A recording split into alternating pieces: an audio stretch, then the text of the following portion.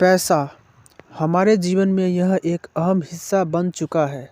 लेकिन क्या आपने कभी सोचा है कि ओशो के अनुसार पैसा असल में क्या है?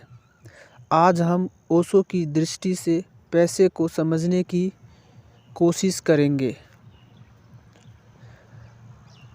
श्री ओशो कहते हैं, पैसा एक साधना है, उद्देश्य है। पैसा ना अच्छा है ना बुरा है, यह सिर्फ एक साधना है जो हमें भौतिक दुनिया में सुविधा प्रदान करता है। लेकिन जब हम इसे जीवन का मुख्य उद्देश्य बना लेते हैं तो हम खुद को भ्रमित कर लेते हैं। पैसा सिर्फ आपकी ज़रूरतों को पूरा करने के लिए है। इसे जीवन का केंद्र ना बनाएं। जीवन का उद्देश्य खुशी और संतोष है, ना कि केवल भौतिक संपत्ति। पैसा हमें लालच की ओर भी ले जाता है। ओशो कहते हैं, पैसा जब तक आपके साथ में है तब तक ठीक है, लेकिन जब पैसा आपके दिल और दिमाग पर कब्जा कर लेता है तो यह आपको कभी संतुष्ट नहीं होने देता।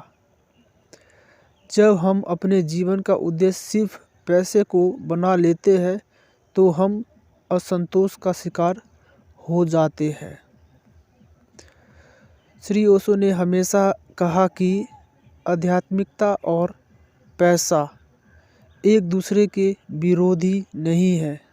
वह कहते हैं, पैसा बुरा नहीं है, यह सिर्फ तब बुरा बनता है जब हम इसे अपने जीवन का उद्देश्य बना लेते हैं।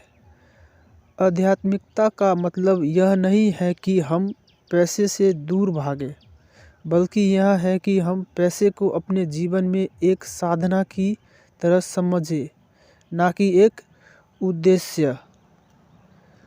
देखिए, पैसे हमें भौतिक स्वतंत्रता दे सकता है, लेकिन आंतरिक स्वतंत्रता का अनुभव केवल जागरूकता और ध्यान से ही होता है।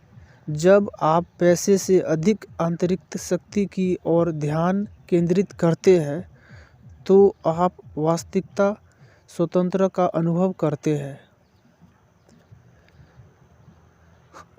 श्री ओशो कहते हैं, पैसा केवल बाहरी सुख देता है, लेकिन असली सुख तो संतोष, आंतरिक शांति से आते हैं।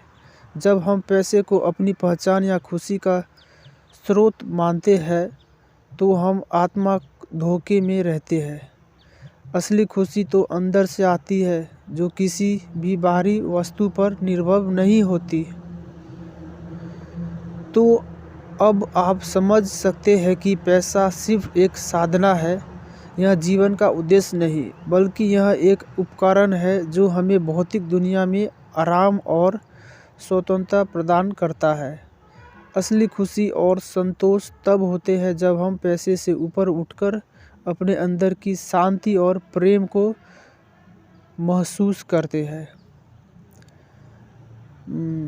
अगर ओशो के विचारों से आपको प्रेरणा मिली हो तो नीचे कमेंट में अपने विचार साझा करें और इस वीडियो को अपने दोस्तों के साथ ज़रूर शेयर करें। याद रखें, असली सुख हमेशा अंदर से आता है, ना कि बाहर से।